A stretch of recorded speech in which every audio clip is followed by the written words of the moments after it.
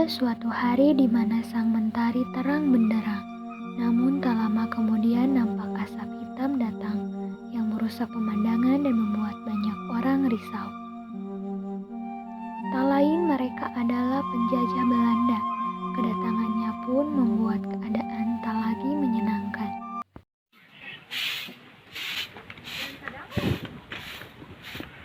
Nyonya Darmi, saya dengar Belanda datang ke sini ya? Iya benar Nyonya Uni, nasib kita sudah tidak aman. Bagaimana nasib kita sekarang? Saya pikir juga begitu.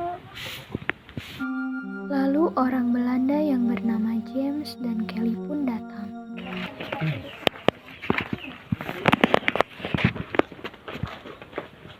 Hei kalian, tunduklah padaku jika tidak ingin rumah kalian menjadi milik kami. Iya, baik Tuan. Bagus. Kelly, ambilkan mereka sembako. Baik James. Hei, aku punya pertanyaan untuk kalian. Siapa di sini yang kalian hormati? Tuanku yang membonjol. Siapa dia? Saya harus dihormati di sini.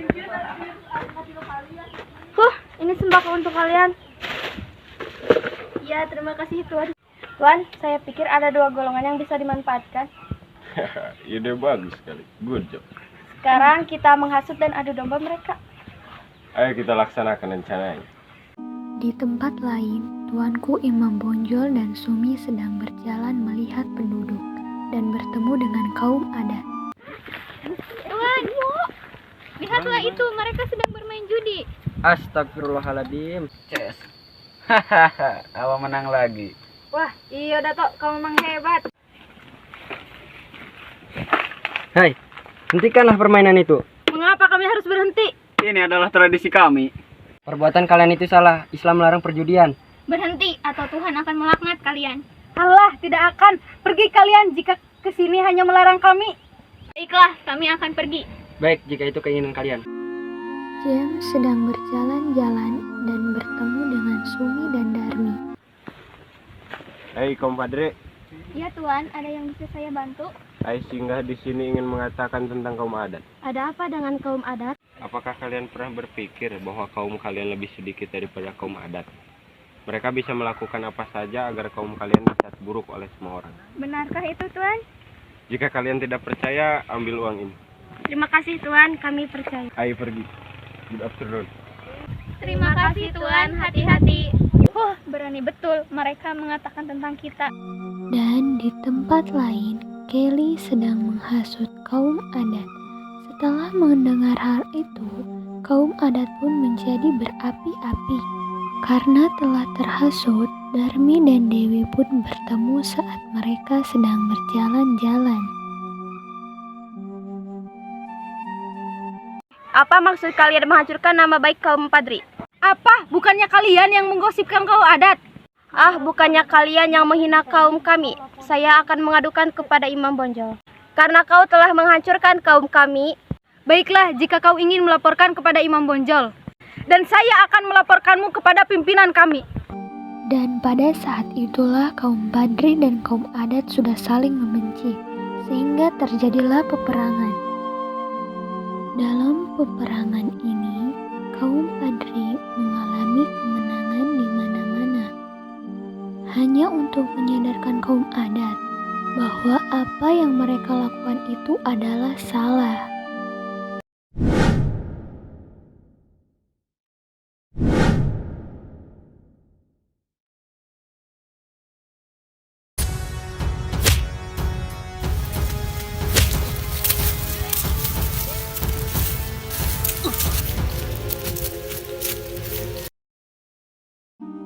Karena kekalahannya, kaum adat yang dipimpin oleh Datu Didi pun pergi kepada Belanda untuk meminta bantuan.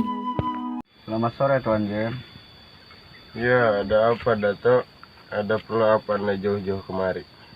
Saya ingin Belanda membantu kaum kami melawan kaum Padri. Keuntungan apa yang Anda dapatkan? Kita bisa membuat kesepakatan. Kesepakatan apa? Kita bisa membagi 2 tanah Minangkabau. Di dalam hati, James mengatakan, Datu yang sombong itu so stupid. kemudian kemudian Datu Didi pun melanjutkan percakapannya dengan James. Esok pagi kita akan membuat perjanjian dengan tuanku Imam Bonjol. Namun setelah Datu Didi pergi, Akhirnya mereka meminta bantuan kepadaku. Inilah kesempatanku untuk menghancurkan kaum Padri, kemudian kaum adat untuk menguasai daerah ini. dan keesokan harinya, Datu, apa ini? Mengapa kamu mengajak orang Belanda kemari? Aku pikir ini pembicaraan untuk menyelesaikan masalahnya. Saya tidak pernah bicara seperti itu.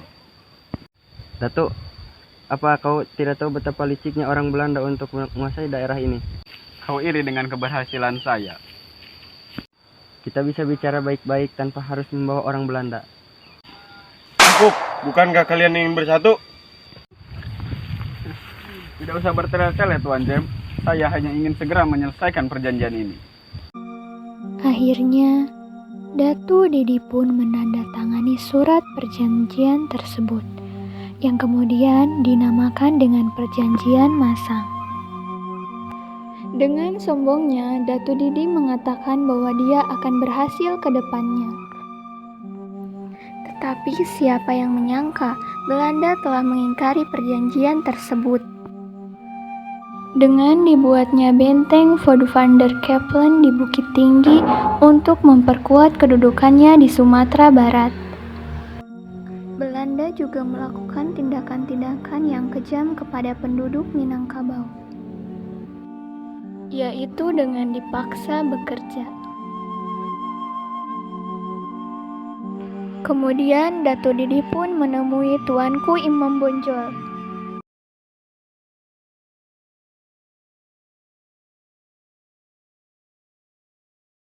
Saya menyesal telah mengikuti perjanjian itu. Kini kaumku sering mengadu bahwa mereka sering ditindas oleh Belanda.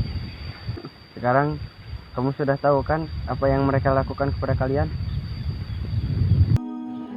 Kaum adat dan kaum Padri pun bersatu untuk melawan penjajah Belanda.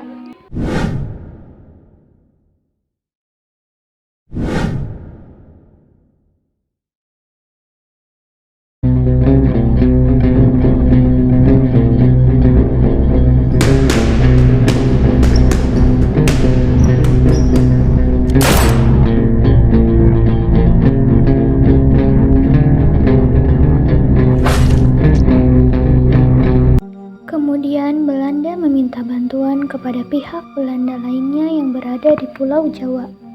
Setelah mendapat bantuan dari pihak Belanda yang berada di Pulau Jawa, Belanda pun berhasil menguasai Pulau Sumatera Barat. Tetapi tuanku Imam Bonjol dan pengikutnya berhasil meloloskan diri dari pihak Belanda dan melanjutkan perjuangannya. Pada bulan Oktober 1837, tuanku Imam Bonjol diundang ke Palupu untuk berunding. Tetapi pada saat itu juga tuanku Imam Bonjol ditangkap oleh Belanda dan diasingkan ke Cianjur, kemudian ke Ambon, lalu ke Lotak, Minahasa dekat Manado, dan meninggal pada tanggal 6 November 1864 yang dimakamkan di Minahasa. Dan Pulau Sumatera Barat terkhusus Minangkabau pun menjadi milik Belanda.